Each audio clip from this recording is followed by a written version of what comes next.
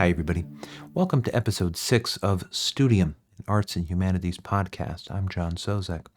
In this final episode of our first season, we're pleased to bring you another conversation hosted by Dr. Matt Waggoner, professor of philosophy here at Albertus Magnus College. Matt will be speaking with our longtime vice president for academic affairs at the college, Dr. Sean O'Connell, who is also a professor of philosophy. This summer, Sean will retire from his role as VPAA after more than 35 years of service to the college. In his time at Albertus, Sean has done much to shape the college's academic culture and uphold its robust commitment to the liberal arts. In his conversation with Matt, he shares about his early intellectual and personal formation, including his doctoral studies at Fordham University and research on the work of French philosopher Paul Ricoeur. Sean discusses how he came to Albertus, his early years of teaching, and how his philosophical training later informed his work in college administration. He also shares about how he sees the higher ed landscape today, the importance of the liberal arts, the mission of Catholic and Dominican institutions, and much more. Dr. Sean O'Connell most certainly offers a model of what it means to put one's humanities training into practice. All of us at Albertus are grateful for his long and dedicated service. We are pleased to bring you this conversation between Dr. Matt Waggoner and Dr. Sean O'Connell. Hi, Sean. Hi, Matt. How are you? Good. Good. Thanks for doing this with me. Ironically, I mean, we don't get, too many opportunities to just sort of sit down and chat, although we've done that quite a bit over the years. Mhm. But I really appreciate this chance to just kind of talk about you and also get a little bit of your background and like history at Albertus Magnus College.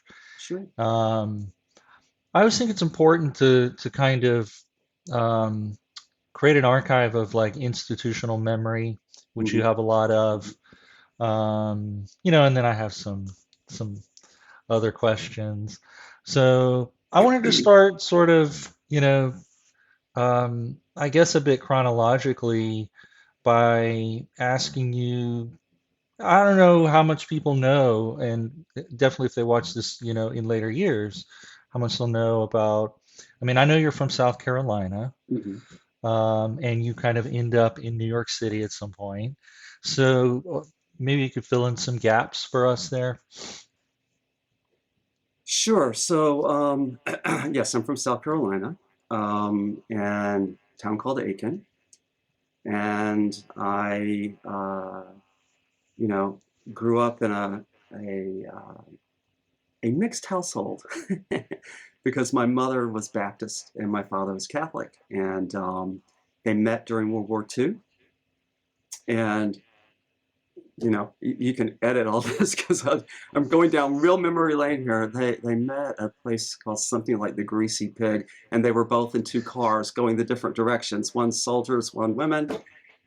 They changed numbers, and 2 months later were married. And then my father was shipped off into World War II.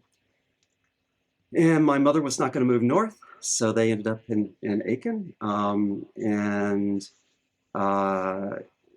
it was kind of it's a very interesting place because it's a mixture of horse breeding, and it had one of the largest nuclear energy plants in the country, which also was the only one that made the parts that actually made atomic bombs work for a while. So we had people from all over the country who moved there, and a number were Catholics. So I went to Catholic grammar school, Catholic high school. And South Carolina is like 0.5% Catholic, so it's just really weird, this little Catholic enclave. So I had an older brother who went into the priesthood, and I guess I just followed suit. So I went trouncing off to seminary in New York, Douglaston, New York, and then I received what's called the Basilian Scholarship, which was to go to Catholic University, still in the seminary, but it was geared towards seminarians to help them learn how to become preachers. And I think this is kind of an interesting little story. I think his name was Theodore Baslin, was a convert to Catholicism. And he was appalled at how badly priests preached. So he set up a scholarship to train seminarians how to preach. And being a good university that it is, it took the money, and then it promptly forgot what it was for. And so it turned into a scholarship for philosophy.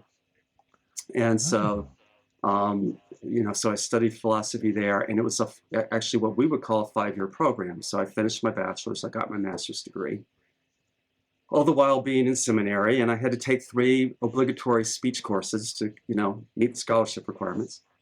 And then I decided the priesthood wasn't for me, and I went to Fordham and got my PhD at Fordham. And then as I was leaving that day that I defended my dissertation, I ran into Sister Joan Franks, who's a Dominican, and at the time she was teaching at Fordham a course on Aristotle, but she was actually the Dean for Academic Affairs at Albertus. And she said, I was actually just walking out of the building. I met her earlier in the day, and on a whim, I just turned to her. I said, she was leaving on this Friday afternoon. I just defended. I passed my dissertation.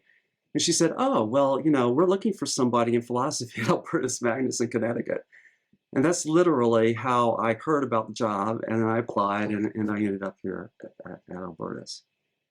So that's... Wow, and that was the day you defended your dissertation? Yes. Wow. So yeah, I mean, I didn't get a job for months later, but yeah. So yeah. So that's incredible. There's a backstory to it, and I think I'll share it. I really wanted to be a priest, and I was a very devout kid. We didn't have the idea of conservative versus liberal or any of that, and I didn't think in those terms. But I thought I had a vocation, and I realized along the way that I was gay, and there were a lot of other gay seminarians floating around at the time. I'm sure that's not a big surprise in life, but it was interesting. Sean, was this the 70s? This would be the late 70s, beginning of the 80s.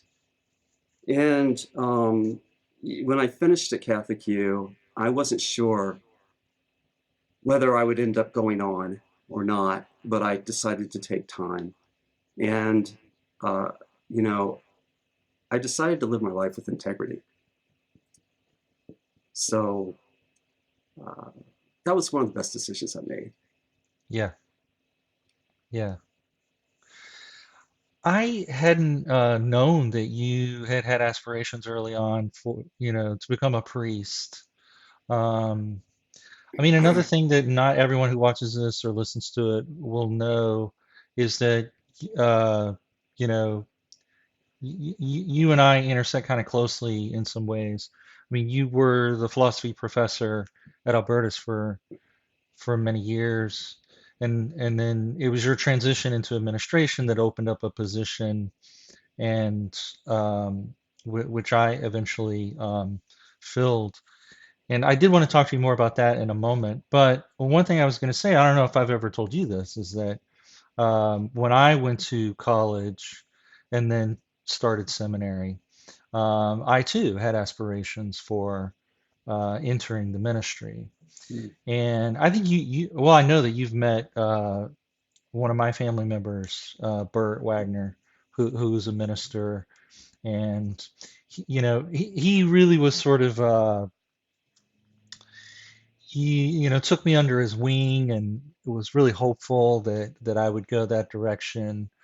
But anyway, at some point I decided that it wasn't for me. I have a suspicion that there's a lot of people in philosophy and also religious studies who were former seminarians Right. and, decided at some point that that their calling was, somewhere else. But anyway, I didn't know that about you. That's really really interesting. And so then it was that point that you went to Fordham for a PhD in philosophy. Is that what happened? Right. Yeah. And Okay. Was that so, culture shock for you at this point, or had you already acclimated to New York at that time? well, I always had kind of a love affair with New York. I mean, I just, my parents took me a few times when I was a kid, Oh, and I always wanted to live in New York. That's why I chose actually Douglaston when I went there to start with in okay. seminary. And, you know, boy, I'm hitting stereotypes here because I really love the theater. So, I, had this longing to go to Broadway plays and whatever. And the funny thing was, all the kids at Douglaston were mostly from New York and from like Long Hmm. Island and Brooklyn. It was all the five boroughs. And so I can remember vividly that I got a gang together to go down to the city to go to a Broadway play. It was going to be my first one. And um, none of the people, all of them had lived in New York and grown up there, had ever been to a Broadway play, and most of them had never been on the subway. So, so this kid from South Carolina was taking a bunch of New Yorkers on a subway to go see a play, uh, Uh, you know, down on Broadway. And yeah. we went to see Joan of Arc, by the way. Oh, okay. So, in any Yeah. case, Yeah. That's great. Well, my kids growing up in New Haven, from an early age, took to, I think, at least in middle school, they would just jump on the train to New York and find their way to Broadway shows. Like that's what mm, they loved it so much. So they grew up doing that. Um, one last thing was your mom was the Baptist from the South. She was from South Carolina. yes. Mhm. Yeah. And where was your dad from? My father, he was actually born in Ireland, in Wexford, and came over as an infant Oh, to Massachusetts. And he lived, my grandfather was kind of a builder, and they lived in different areas, including Springfield, I think most of the time in Springfield, Boston, Springfield. Springfield. Yeah, Mhm. Massachusetts. Okay. Um, okay, so yeah, I wanted to circle back to kind of how you and I met. And I was a grad student a PhD student at UC Santa Cruz in Mhm. their History of Consciousness program. And when it became clear that I was going to be moving to New Haven, finishing my dissertation here, and then eventually a year or two later doing a 1-year job at Yale, one of my advisors, David Hoy, said, "Well, I know a person in New Haven," and so that was you. So he put us in touch. What was the backstory for that connection? Well, the NEH, National Endowment for Humanities, funds different types of fellowships for faculty members to do research. And I actually forget they're called. There were seminars and institutes. Seminars are smaller ones where it's one faculty member and a small group of faculty who work together for 5 or 6 months. And I did one of those with Merrill Westphal in New York Hmm. around Heidegger, Kierkegaard, and Marx, Hmm. and really enjoyed it. I mean, I think what I was doing with these was just looking for opportunities for conversation and ability to do research. Different points in your career, you're kind of at different stages. My first years at Albertus were all about just trying to develop courses and survive. And then I was like, oh, I should be doing some kind of research. And, so I started there. And I never really, I don't know, I never really felt I knew enough anyway. So I just wanted to keep learning. Then I saw these institutes in California, and they're much larger. They're around 50 faculty members, and they bring in two kind of, accomplished people in academia every week or two over like a 5 or 6 week period. And David Hoy was one of the people that was organizing this along with Hubert Dreyfus. And I forgot what the first one was called. They both were basically around the idea of embodiment, but I used them, and so I used them as ways to think about contemporary hermeneutics. Actually, I was doing work and trying to work into gender theory and building the relationships between hermeneutics and gender theory in my own mind. So I applied for these, and I got the first one, and then it was almost like a reunion for the second one in California. A lot of the same people applied for both. And what was great during it, you would go to sessions in the morning which these different scholars would talk about their work and different angles on embodiment. And I just learned a lot of stuff that I didn't even think about being interested in before. And then you picked areas and topics that you were interested in, and these were generated by the group, the folks that were participating. And you could sign up into kind of like work reading groups. And in the afternoons, you'd meet usually once or twice a week with these groups, and you'd do common readings or you'd share work. And so it was really great because it was the wonderful about Albertus is you get so many opportunities to develop anything you want. I mean, it's really a lot of freedom. At the same time, you don't have a big community of people that are actually working in the same things that you're interested in. So there are a lot of really interesting faculty members. You have great conversations, but it doesn't ever really get down to things that you are digging into. And frankly, sometimes, now that I've been in administration for 20 years, I see just how down the rabbit hole I was in my interests. There probably are 5 people on the planet that are interested. So it was great to be able to have people that you could, be sounding boards and just have conversation. And it developed into some, after the institutes, several books came out of them with a few publications. Most importantly, I was working on a book. I don't do well. I don't do well with one-off pieces. I guess I just, I had a kind of project.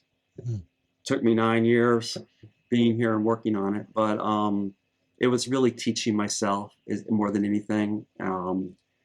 And I guess the way I'll go into it for a second, and this is about as intellectual as I'm going to get.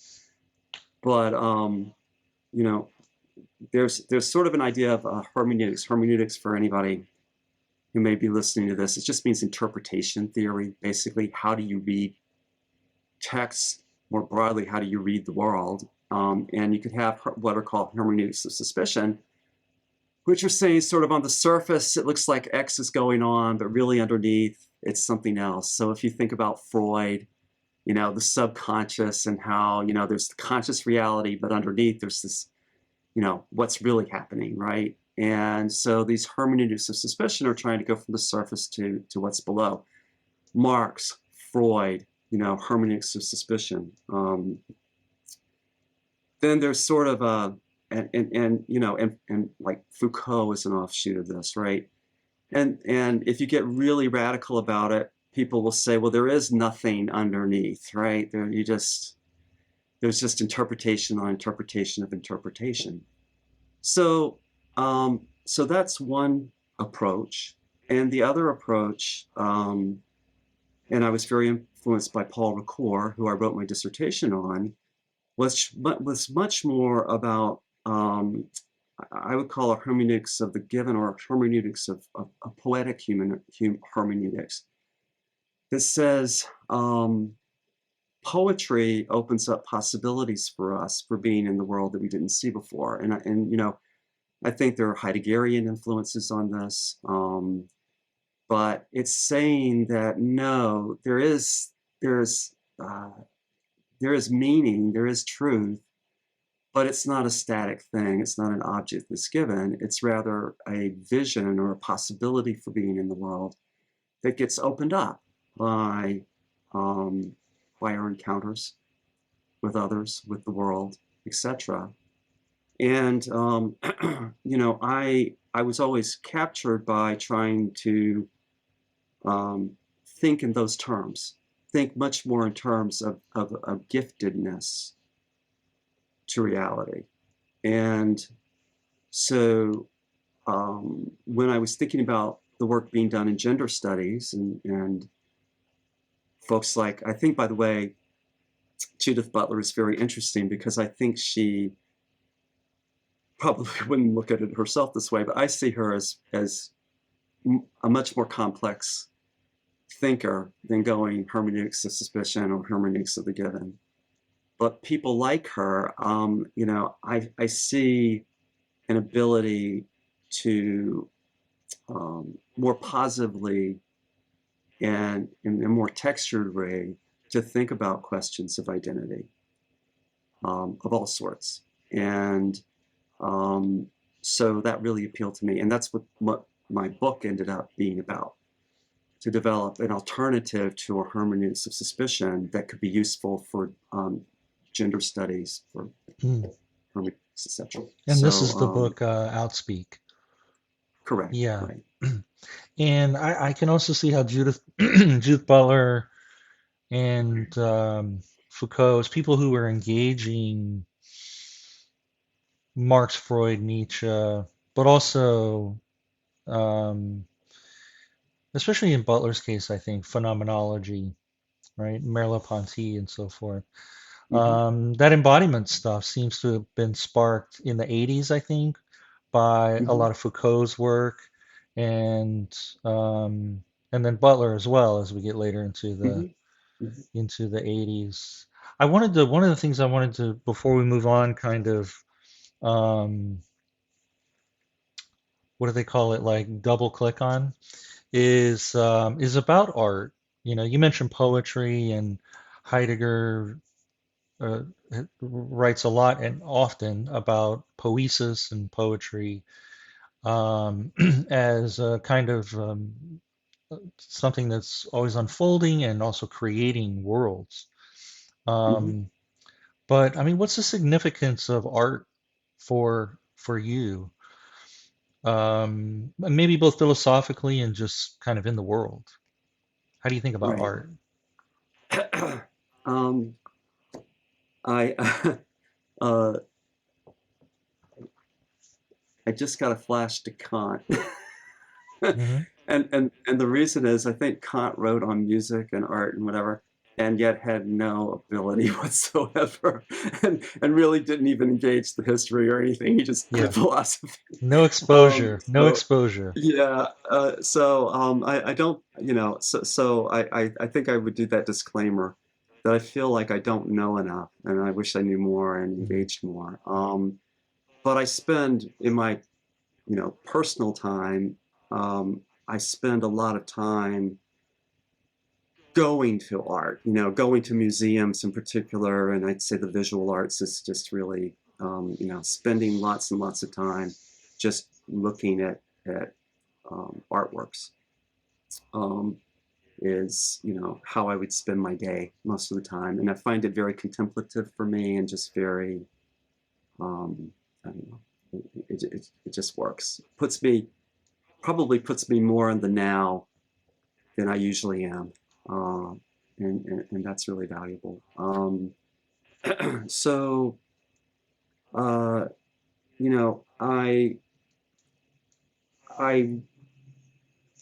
am very taken by um, this idea of art as an event of truth that comes kind of out of Heidegger. Um, what disturbs me in the world more than anything is probably dogmatism. The sense that I have the truth, you don't, Mhm. however that plays out. And I hear it um, more and more disturbingly on the right and the left today in the political discourse that goes on, and a self-righteousness on all parts that uh, is troubling. And I think where I see art as uh, kind of challenging us is to let go of that and to recognize there is no one possible way of being in the world, no one truth. Truth isn't a thing. It's not an object. You don't possess it. It happens. And, and really, if you think about it, um, education really is a wonderful metaphor for that, because when you're working in a classroom, when you're working with students, you realize there's not one way that's going to click with every single person. And you find out in the exchange that you have with your students that the way you were approaching things was only one way of approaching them. Students bring so much. I don't think I recognized that for the first 20 years of teaching. I think I got it more when I became an administrator. Hmm.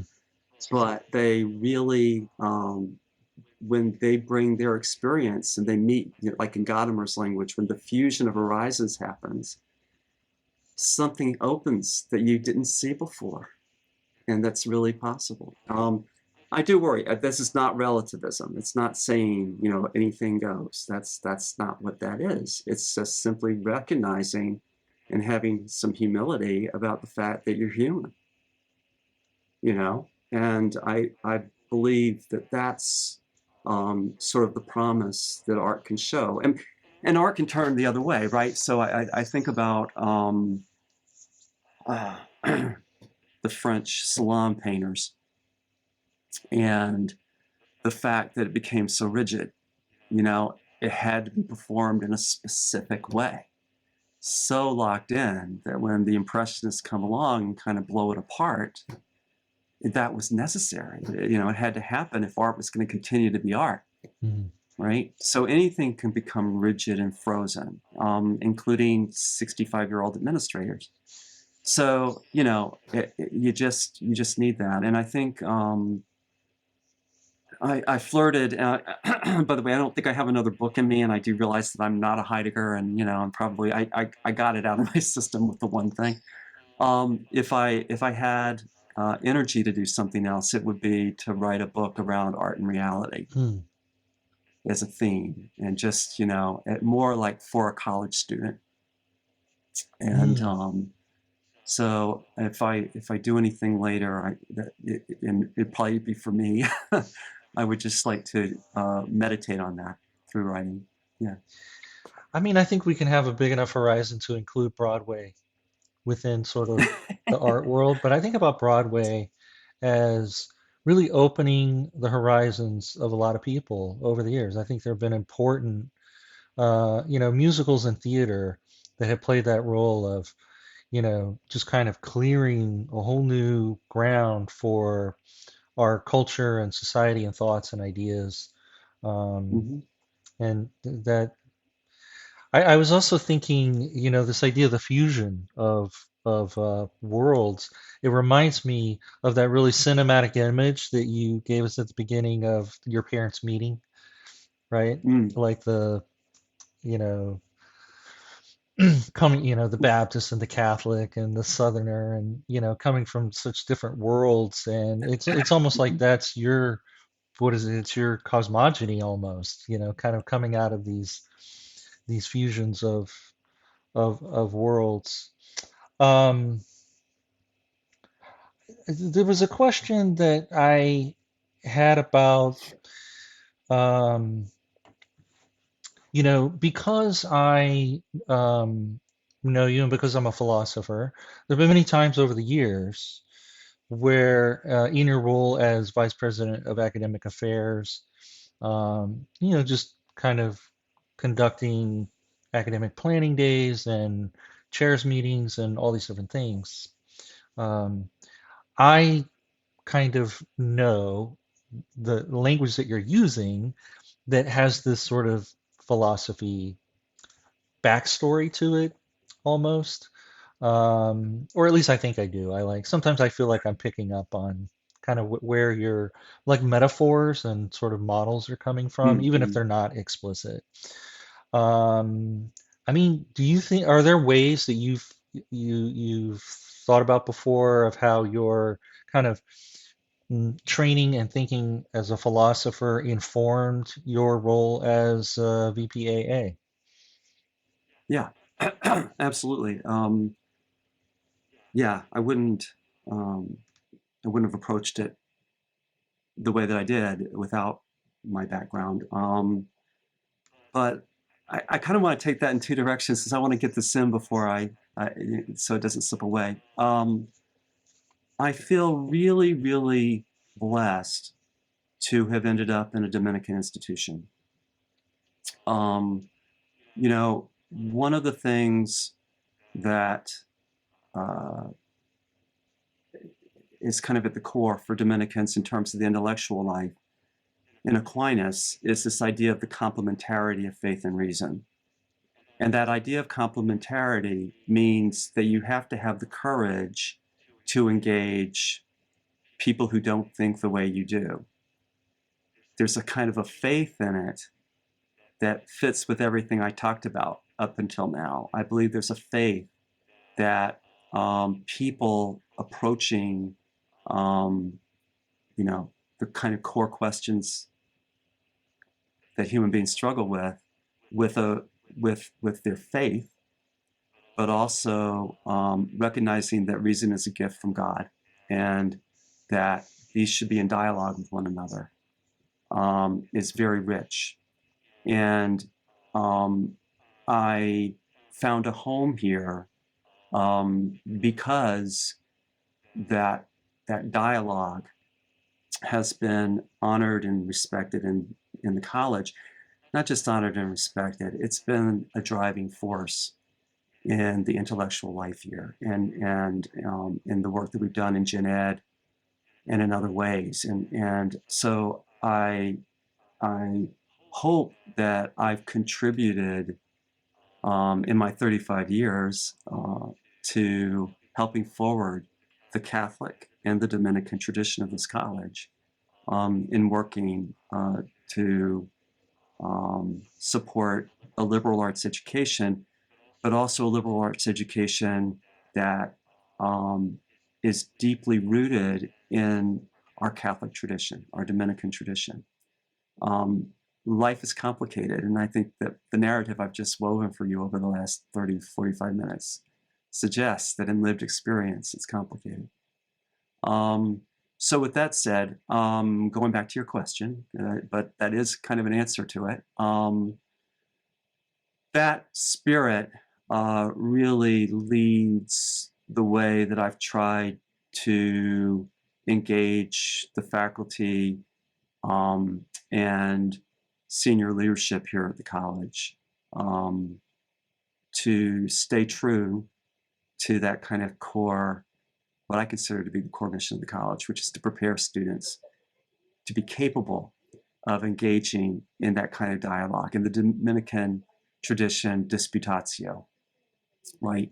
To really be able to listen to others, to be able to engage others in dialogue. Just as a college, we're tuition driven, we're small. We have a first generation student body. And if you think about the sort of the narrative arc myth that goes through American society, the immigrant comes over, they get first generation, their kids get working class and career-oriented jobs, and the next generation moves on and they become leaders and blah, blah, blah. So if we were in that imaginary arc, which probably should be challenged, our kids, much of our student body are people who are making that move out of, folks who are coming here working really hard and into the next phase. And so they're very career oriented. Our education is very career oriented. It's become more so as I've been in this office. But, I, I, I had in my naive days as a college professor, I had a VPAA say to me once, you kind of got to get with it. The liberal arts are dead. We need business. So, and of course, every hackle and fiber of my being exploded. But, obviously that dichotomy is ridiculous. And I think we need to listen to who we are serving and honor the fact that it makes perfect sense for people to care that they're going to get jobs when they leave here and that they're going to be employable and do work that is meaningful. There's nothing wrong with actually having a career, doing business or whatever it is you're doing. But this idea that you need and should have a liberal arts foundation that anchors you in life, not just in your career, but in your career and in your life, is something that we should continually make the first priority of the college. And so that's not easy to do in lived experience, in trying to juggle everything. But that's always been, to me, the anchor. And I believe, the different constituencies here at different times may not hear each other saying this, but one of the wonderful things about being in my weird seat is that I get to hear almost every dimension of the college, and it's common. That core, if you want, value, perspective, whatever it is shared. It's genuine across every part of the college, and I would say there are long-serving janitorial staff here. They get their meaning from it. There are people that have sat on the board for 30 years, and that's why they sat on the board. So. Yeah, I don't, depending on people's experiences, they might not have a real strong appreciation of how else things could be. Like you said, I mean, like any small liberal arts college, small, whatever. We have our challenges, but there's a very distinctive kind of prevailing attitude that you link with our Dominican heritage, and maybe also for you with some kind of philosophical approaches that are about sort of meeting from very different perspectives and being able to have a dialogue. It's very opposed to what you earlier called dogmatism. Um, when years after I graduated from college, one of my former professors, and the college I went to was a small Christian liberal arts college, not Catholic, Protestant. But he went through a very difficult thing as a professor in his college, because he taught a course on biblical interpretation, and he taught sort of the current literary theories of literary interpretation, applied it to the Bible. And there were alums and different people who disagreed with that. And he went through a very difficult ordeal that required lawyers and stuff like this. But what it lacked was an environment where people with different perspectives could dialogue. And if you've never been in that kind of environment, then to experience what Albertus has, maybe you just don't notice it. I think even people in public universities can experience almost a different kind of dogmatism, where it is first and foremost and only about contributing to a regional economy, for example, Mm-hmm. where the Mm-hmm. focus is so much on jobs, where, liberal arts are degraded or eliminated or whatever, which I take as a different kind of dogmatism as well. So Mm-hmm. anyway, Mm-hmm. I feel it. I feel it every day. I feel it with my colleagues in science and business administration. It's a very real.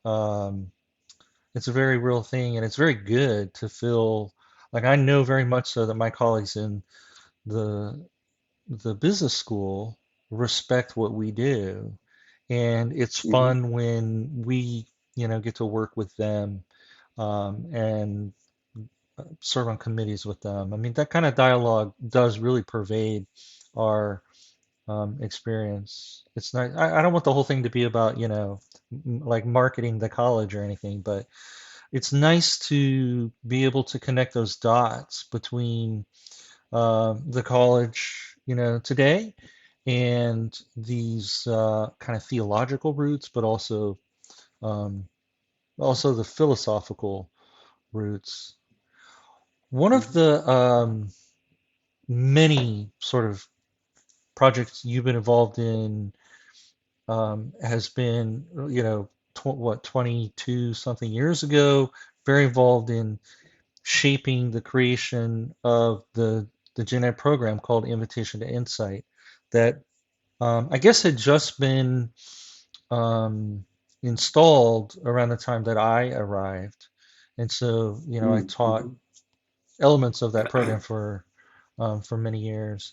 And because we just went through the process which you initiated of creating a new gen ed program, um, I, I think Jeremiah Coffey provided me with some of the original documents that you all created when you were putting the Invitation to Insight program together. And this was a massive document. I mean, the one I looked at was maybe 40, 50 pages.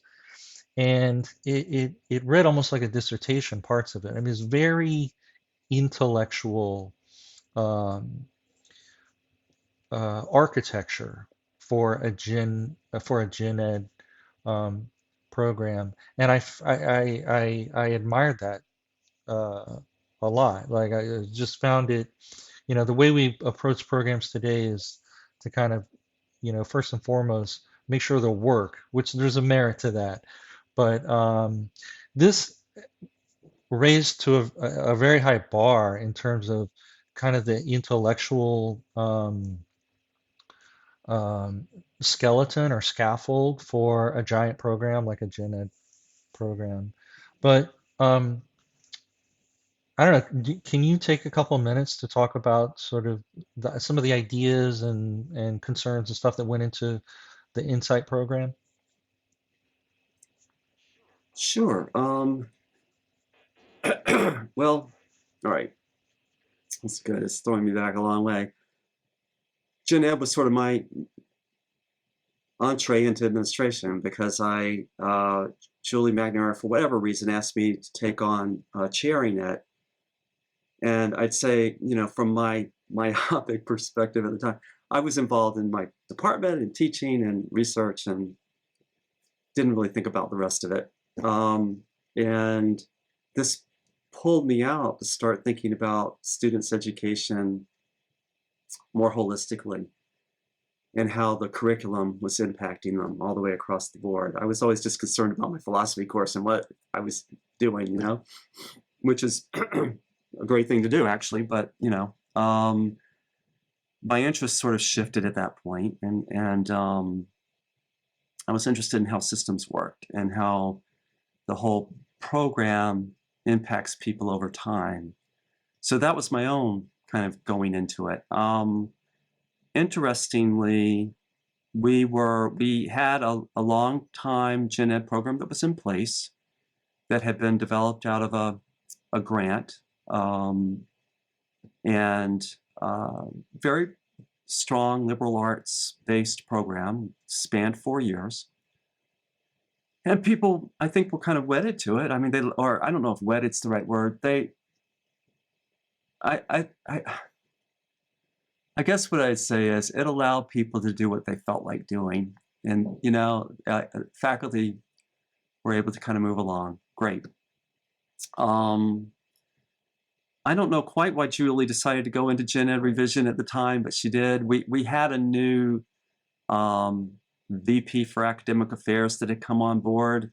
And ironically, that VP wanted to cut the gen ed program from 48 credits to 36 and actually wanted to get rid of math and science and make it all business. One of the things I actually did, so Julie established a gen ed committee. She asked me to chair And it. by the way, Sean, I should just add And that Julie McNamara is the previous president, was president for a very long correct, time, Julie 40 Mac. years or something, prior to Mark Camille. Yes. Right. So she had to have things in mind. I mean, she's a very smart woman. So she had to know that putting me in place was not going to get a stripped down gen ed program. and the other people she put on it, similarly. I mean, she had Susan Cole from English serve on it, Deborah Frattini, who served on it from English, Jeremiah Coffey from philosophy. So you get the idea. I mean, she was going to support a strong liberal arts gen ed program. No doubt. And again, just for thinking was. reference, I mean, Susan Cole, literature professor with a Harvard background, written Right. many books.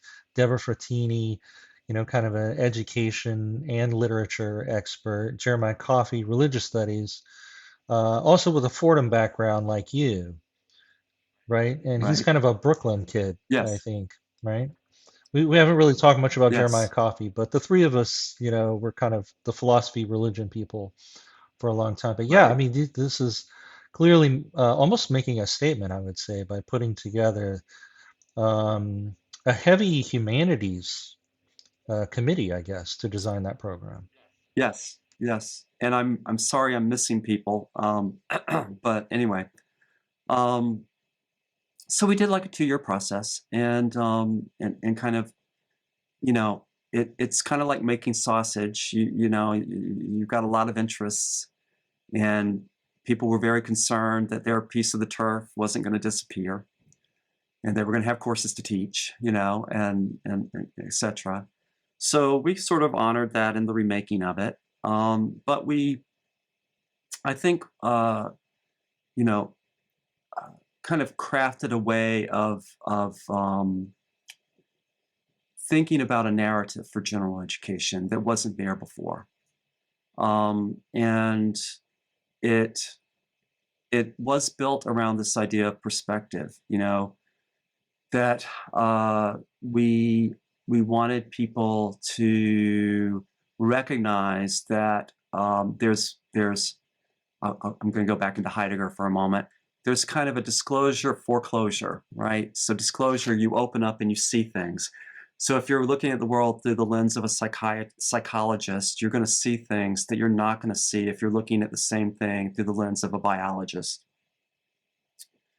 and vice versa. But bringing those into dialogue is going to give you, a richer perspective. So the idea was to prepare students with a kind of core set of skills and abilities to engage in that work of dialogue. Look at what it means to look at the world through a lens. Those are our B courses. Then dialogue is C courses, and then ultimately to make meaning, right? So how do you bring this together and constitute, an understanding of the well-lived life, which is senior seminar. So that gave us a structure, and we kind of built around that structure, and we came up with the title Insight, Invitation to Insight, came out of Bernard Lonergan, which, he wrote a wonderful light read one night. You pick it up and skim through it, called Insight, right?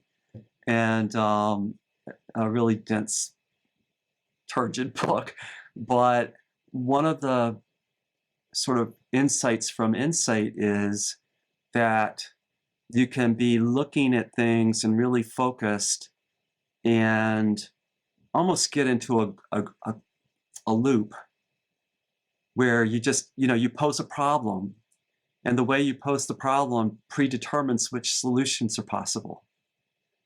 And you just keep looping and you keep failing because none of the solutions are really working. But, did you ever bother to go back and look at the problem and how you formulated it in the first place? And by engaging a different perspective, that can break you free of that. And eureka, you have an insight that reframes the problem, reframes the solutions. So that's kind of how we thought about the Insight program and what it could set us up to do. I think with mixed success on the implementation, there were good, life took over. People tended to do what they were going to do along the way. And we had I'll go in two directions. We had and have a very rich faculty. People really invested in teaching, really invested in how they work with students. And I think moving them to something different is not easy. And people did evolve over the course of time, but at the same time, they stay within their comfort zones. So that's always a challenge.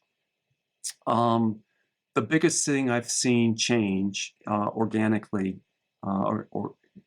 it's very intentional over time, is we have moved from sage on the stage, and many of the people were sages on the stage in those first years, to a much more dynamic classroom, and in general, a much more dynamic learning experience. And I've seen the transformation of long-serving faculty members in that direction. And some had it from the beginning. I mean, you mentioned Susan Cole. Susan Cole always had active learning going on in her classroom, always. That's why she was so successful. That's why people remember her for 50 years, So I think the new program is really interesting because it does follow, and I think deepen what we were trying to do with the last program. But it's much more intentionally calling us to that interdisciplinary and experiential learning component. And by experiential learning, I don't mean going out and digging ditches and somehow you're having experiences in the world. Really, I like the idea of problem-based learning, looking at open-ended questions, and really thinking that through, questions that don't have a simple or single solution. And I see with the faculty itself and the transformation of the faculty over time, a kind of energy and willingness to move in that direction. So I feel very energized by what I'm seeing, and and I'm extremely grateful for the Davis grant, frankly, that we received. That's going to give us the bandwidth to support faculty in doing the work. One of the real problems here has always been, and it's no one's fault, it's just reality, that we don't have the capital, we don't have the resources that we would like to give faculty the opportunities to do what they would like to do. The time to design new courses and all this stuff. Yeah. Right. Yeah. Yeah. So getting those resources in place, and we've been very fortunate through the years. We've gotten a number of grants through the years that have helped us. And sometimes I'm not sure, kind of going back, I know a little more by doing visits to other schools and being on review teams and so forth. There are a lot of places where faculty have not had the opportunities that our faculty have had. I mean, they may not want to hear that. But, there's been a lot of grant money that's flown in through the years for faculty stipends and course reductions. And we really we've gotten like 3 or 4 Davis grants now that have really supported faculty. So it's not, we couldn't have done it Yeah. ourselves. And it's important. It's important um, that wing of the college has to work. We need resources.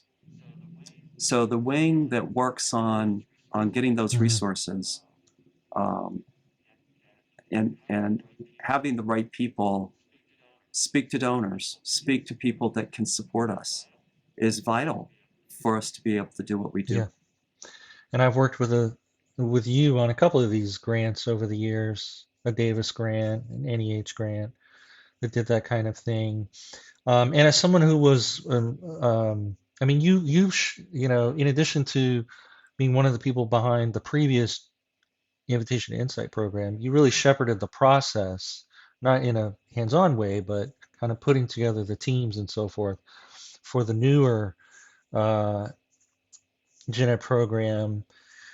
The opening course is called Invitation to Inquiry. It's a definite nod to Invitation to Insight, and I think there's a spirit of the Lonergan Insight stuff, even in the pathways, because students are learning the different perspectives by taking the liberal arts core courses, and then they're joining a pathway around essentially a problem, and working on solutions to a common problem can only happen in the pathway because they've learned to see things through a bunch of different perspectives and then bring those perspectives together into a dialogue. So I do agree that there's a real kind of building on the previous program um, in the newer one. Now, I have a couple more questions as we start to wrap up, and one of them is I just wanted to give you a chance to share like maybe 2 or 3 highlights that come to mind for you um, during your time, either at Albertus in general, because you weren't always the VPAA, or during your time as VPAA. What are some of the highlights that come to mind for you? That's good. You fed me that question in advance, and it's been hard to think about how to answer it. Since we didn't talk about Jerry Coffey at all, I have to give a nod. So maybe that's one. I'll just do it as a general thing. Clearly, one of the highlights for me was the uh, joy and infuriation of working with Jerry Coffey. Uh, Jerry could never be pinned down, It was always like, well, we have to keep thinking about that, And from an administrator standpoint, I wanted to shoot him sometimes. But Jerry taught a precursor to senior humanities seminar before I even got here. And then when I came, I got kind of roped into senior humanities seminar, and we were designing it for the new Gen Ed, new Gen Ed program. So Jerry and I taught humanities seminar and designed it and taught it. Probably co-taught it for around 6 or 7 years. We even did we were so committed, I guess, to doing it together that we actually used a room that held 50 students at one point, so that we could have them all. And then we broke them up and did groups because a lot of it was very interactive as we moved through. But Jerry once said and kind of captured things about what was common in our approach and what we shared very concisely when he said that what philosophy and religion allow us to do is to question the conceptual frameworks that we work out of. Much like the problem solving we talked about earlier, it's not just about solving a problem, it's about going back and looking at the frameworks that inform those problems in the first place. And we tried to do that in the work in the seminar. In part pointing out to people the deep prejudices, prejudgments that are at work in our world, coming out of basically a modernist world, utilitarian, individualist world view. And frankly, even our Catholicism offers a second language to that, a way of speaking differently. So, so I think working with Jerry enriched my philosophical and cultural understanding, but it also just was a wonderful collaboration. The ability to collaborate with someone over such a period of time was very rewarding and fulfilling. Jerry also was, my chair and my boss and my whatever, and I always just admired how he lived that position out with such dignity and authenticity. So he was just, I think he is a model among the faculty of what they hoped a faculty member at Albertus would be. So that definitely was, a highlight. It's not a one event, but it's a highlight over time that I say was really rewarding. When I thought about it, I picked a second highlight, and again, it's a bit symbolic, but it was a Laurel Day speech that a student gave, and she was a biology major. She went on to do research. She's at Yale now. She comes back and does work on campus, talking to students, female students in sciences, about the opportunities for women in science. So she's having a very successful career.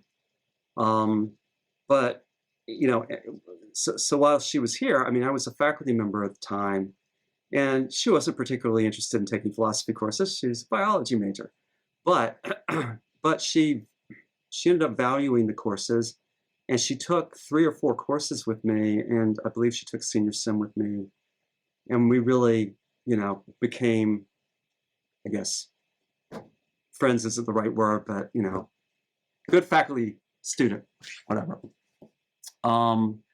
So she got up at Laurel Day and she talked about being a refugee.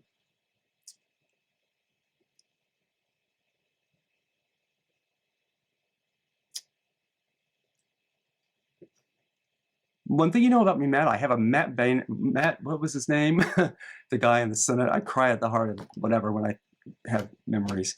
But she was a refugee in the Bosnia-Herzegovina, war, and fled to the United States, and somehow ended up at Albertus. And she was, again, she was the Laurel Day speaker. She was an outstanding student, just amazing student. But can't imagine that life. And how she succeeded. And to me, there are 1,000 stories like that at Albertus.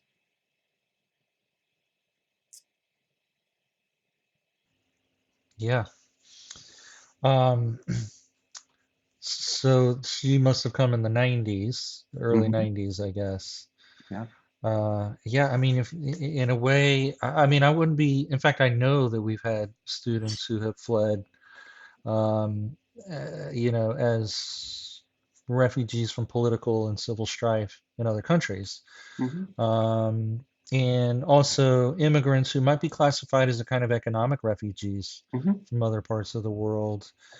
And then we have, students who are, maybe refugees not the right word, but running towards something for dear life, in a way, running toward opportunity and opportunities that they don't have. But yeah, that must have been powerful. Right. No, and I just I think that's what I hear it in other faculty too. Faculty will occasionally email me something about one of their students who or former alumni, who succeeded and who did well and is thriving. And, you know, in a more bloodless way, looking at statistics, occasionally Mark will send something out. Recently, the Times noted Albertus. There was a report on 850 colleges and universities across the United States and looked at the impact of those colleges and universities on their students. We came out number 28th out of 850 on the impact in terms of socioeconomic growth and development for students and career success. And I don't think it's kind of like a parent looking at their kid all the time. We always sit there and we're like, they can't walk and chew gum at the same time. Dear God, what's going to happen to them? They end up being put together pretty well. They end up going out in the world, succeeding, and they get transformed here. And that's largely due to them themselves, but we provide a context and an environment that enables them, if they take advantage of it, to do that. And so for me, that's one of the, that talk is emblematic of it to me, but that's what I'd say is one of the highlights for me, is seeing that. And then, I try to do everything in three. So all of the grants were highlights. I mean, those are great things. And I've had a number of personal things like getting my book published, things like that. But I'd say getting the Title III grant was something that I really, if I had to pick a thing, getting that grant was very gratifying. It was a $2+ million grant that enabled us to hire ultimately 5 additional faculty members, largely focused on student holistic development and success in their various areas. And it's contributed to student retention, student success, student graduation rates. So it's had a really positive impact.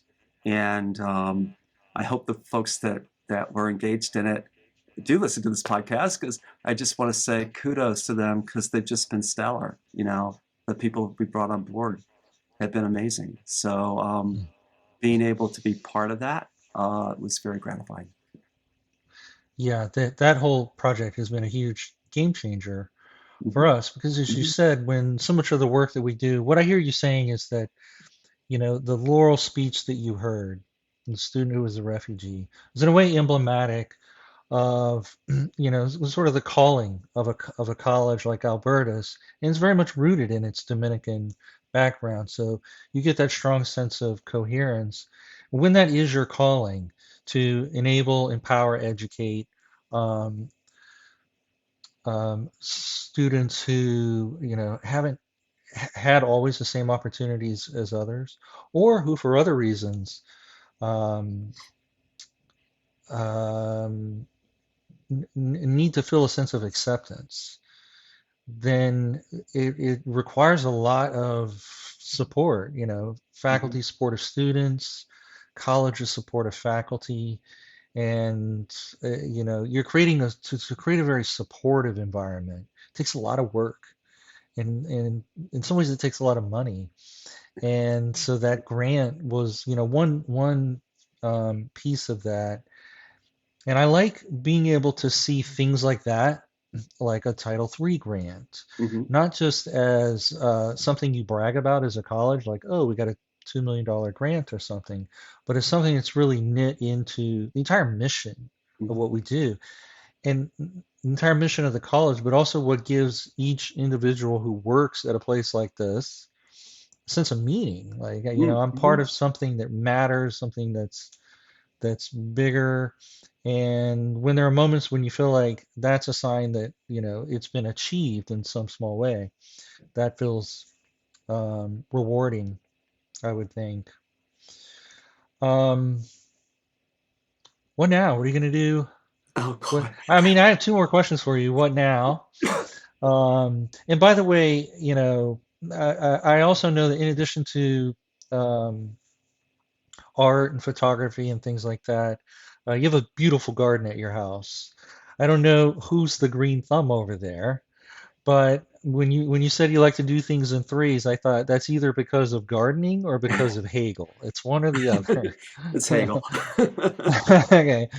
My aunt, who you also met, Evelyn, Mhm. this was one of her big advices to me when I started getting into gardening. She's like, Matt, don't plant things in even numbers, always odd numbers. Just go with threes. So I took that advice. But yeah, I'm curious if you have fixed ideas yet about what you see yourself doing in the next. I mean, we should say, Sean, that you're a young man. Okay, like you are a young man. Um, so I mean, do you have thoughts on what you will be doing over, like, just say even the next 5 or 10 years? Not even looking further ahead than that. That's one of my questions. I'll give them both to you now, and then the last one was I just wanted to give you a chance, if you want to say something about what you know. What do you think Dominican education contributes to higher ed in the 21st century? I mean, what distinctively is the role for that? Those are my two last questions. Okay. Um, well, I'll give a flip answer to the first, and then maybe another one. There's this American obsession with the fact that you've got to be doing something in order to be, you know. So maybe I'll just do nothing. um, uh, the real response is I'm probably panicking over it. I'm angsting over it incredibly because I just don't have a clue. I'm not. Probably the bad thing is I'm not running towards anything. So um, to be candid, there are things I'm running away from. Hmm. I'm running away from having to do budgets. I'm running away from, you know, having to manage people, quote unquote. But I never managed them in the first place. But, I'm tired of being the person that people come to. Um, so there's a lot I just and I really I will tell you why I'm retiring. I think it's important for people to understand. And I went to Mark really 2 years ago and said that I was ready. And he talked me into this last year, that I've been here. But the reason it's a combination of practical and realistic. The practical part is we will be moving into a 5-year review in a couple of years for NECHI, and then a 10-year. We have a strategic plan that goes through 2025. You really should start working on your next strategic plan within the next year or so. And I felt it was unfair to the college for me to stay on and retire at 66 or 67 or 68. I'm 65 now, and I didn't feel I had it in me to do those things again. I just, I was really geared up doing the strategic plan, even doing NECHI the last time around. But I've been there and I've done the strategic thing twice, for the college, and I've been involved in NECHI for 20 years. So um, I wanted to give somebody an opportunity to come and learn and be able to be really part of moving the college forward and have time, right? And you know, I'm I've met Rosa. She seems wonderful. I'm glad that she's going to have that opportunity. Um, uh, from a kind of different perspective, I also am not sure that I just have anything more to give. I've been looking at it. Go back to the problem metaphor again. I'm probably trapped like a rat running around a wheel solving problems instead of getting far enough away to look. And so it's time for me, and I think I'll never forget Carol Burnett when she was ending her series. I was a kid, and we watched Carol Burnett, and she said, you got to know when it's time to go. And don't overstay your welcome, and I think about All in the Family. All in the Family went on just a little too long with its, multiple incarnations. Carol O'Connor just kept wanting to work. People need to know when to stop, and it's time for me to stop.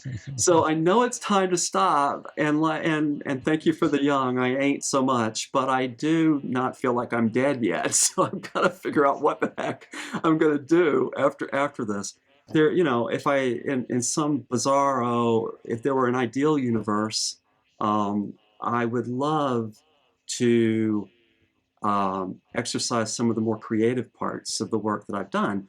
So if I could work with organizations or groups or whatever around strategic planning, I love that work.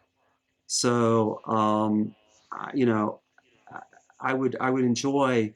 So I guess I'm kind of taking back what I said earlier. I enjoy the strategic, working with a group, at the asking the what ifs questions, helping people. I love running experiential learning. I mean, academic planning days.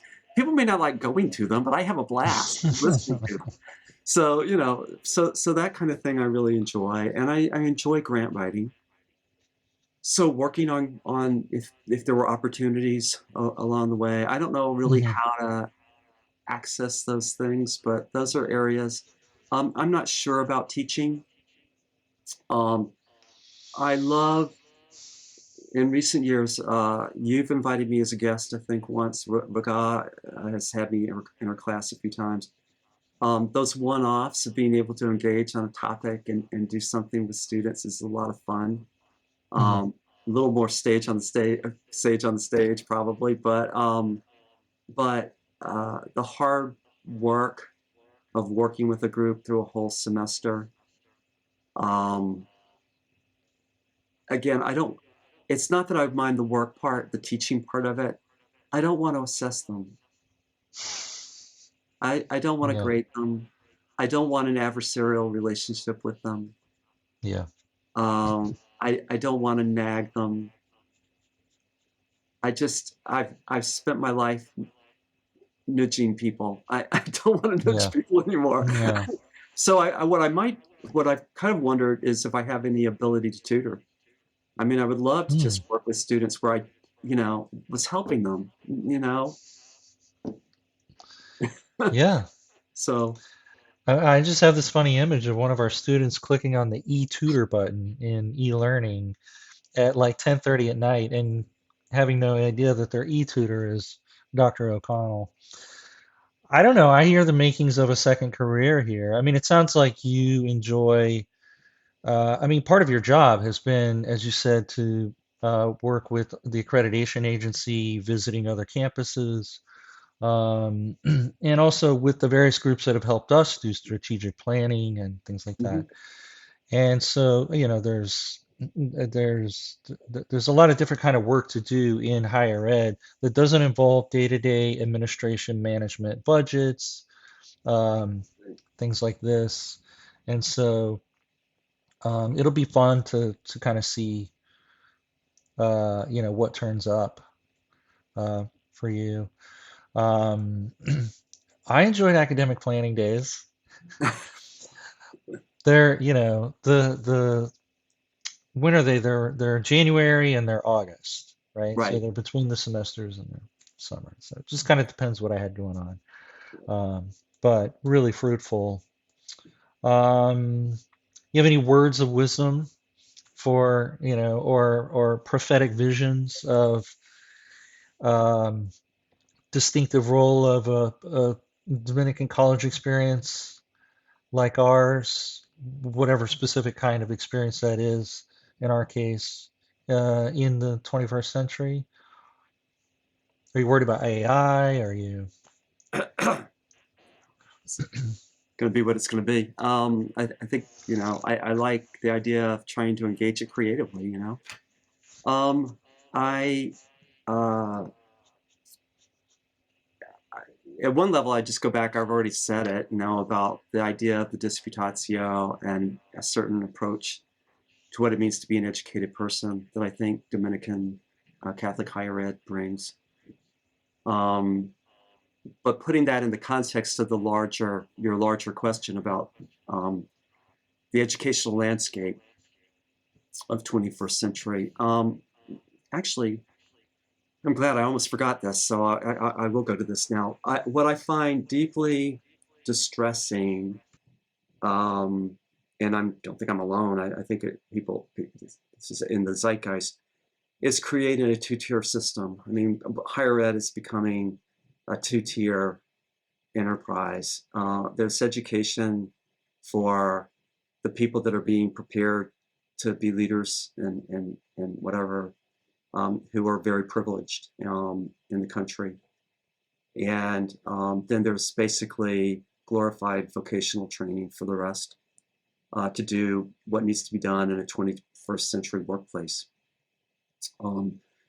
So thinking that the people that are in that second tier and probably third tier or fourth tier underneath aren't deserving of a liberal arts education, is it's going to be really damaging to the country as a democracy. And so whatever we can do to kind of counterbalance that it is, I think, incredibly important. I think it's important for the health of the country, not just in terms of the narrow, we're a democracy, you have to have people who can think critically to engage it, but just for the quality of the human experience. There just is the reality that there are vast disparities in the country, and there are going to be institutions that only a few are going to have access to. But I think that there's a real purpose and mission and vocation to serving those who don't have that kind of access and finding ways to empower them.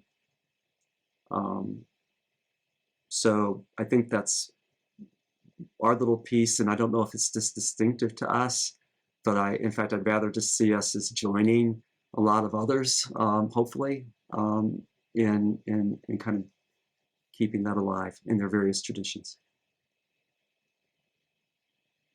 Yeah, I think we all have a sense that that is our calling. That is what we've been doing for a while and what we try to do really well. I occasionally run into alums around the New Haven area who maybe go back, quite a ways, and they remember Jeremiah Coffey, they remember Sean O'Connell, the courses they took with you. So this is all the way back from teaching days. And, I think about kind of where U.S. society is right now, so much polarization and how kind of corrosive that is of democracy. And so this emphasis that you put in your courses and in the Insight program, and that relives in a way in the new Gen Ed program on engaging other perspectives and dialogue. I like to think it's had a lasting influence on a lot of people in ways that you don't always see or hear about. It's not always in the form of somebody giving a Laurel Day speech. A lot of it goes unsaid, but it's there. It's a widespread, lasting influence in this one role that you've been occupying for the last several years, and I'm sure will be continued in new roles to come. Anyway, this was super fun. Thank you, Sean, for having the conversation with me. Well, thank you for asking me, inviting me to do it. And on a more personal level, I've just loved the insights you brought. The times when you've challenged me, it's been great. But you I think you live out what I see as the Dominican ideal in the way that you work with your students, and the voice that you bring to the faculty. I've really uh, prized that, and I cherished your friendship. Mm. Yeah, me too. As a professional and as a professor, I was a little rough around the edges when I started, which many of us kind of are coming out of grad school.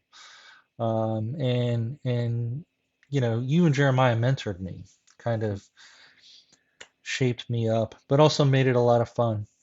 Good. So I loved it. Um,